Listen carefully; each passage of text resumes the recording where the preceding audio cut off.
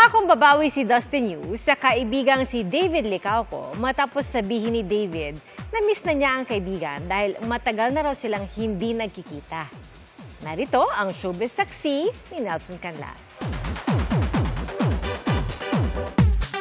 Miss ko rin dating Dustin.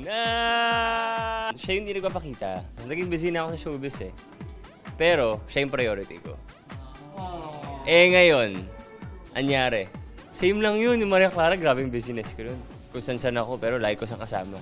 Ito ang naging tila pasaring ni pambansang Ginoo David Licauco sa kanyang best friend na si Dustin Yu. Napanood nga raw ni Dustin ang interview ni David kamakailan. Kaya agad niyang minessage ang kaibigan.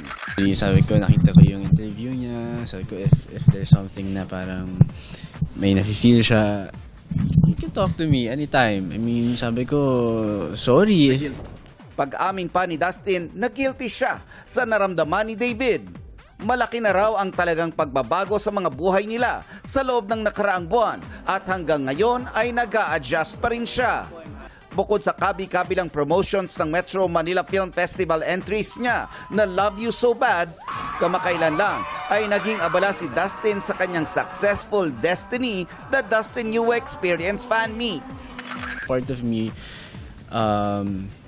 would also want to apologize kasi parang na-realize ko na nung time na yon busy rin naman siya, pero ako kasi noon hindi ako busy. So ako yung laging, ngayon busy kami both. So yun yung gusto ko i-explain sa kanya. Na yung schedule talaga namin is talagang tuloy-tuloy talaga. As in wala na kaming time para lumabas pa. Pero I get him. Super. Like valid naman. Mismong co-star ni Dustin at last duo housemate na si Bianca De Vera, alam daw ang nangyayari sa dalawa. At hindi raw nila mapigilan kung di matuwa para sa mag-BFF. Miss niya yun si David. Ilang araw ngayon na-overthink. Ayaw niya lang aminin yun. Tapos parang yesterday ata, parang na-assert ko siya. Sabi ko, si David na-like niya yung trailer natin for Love You So Bad. Sabi niya naman, ako naman yung magtatanong ngayon. Cute-cute nila. Mensahe naman ni Dustin para kay David. Sorry, David, bro, sorry. Bawi ako. Promise, pagtapos nito, babawi ako sa'yo. Mahal na mahal kita.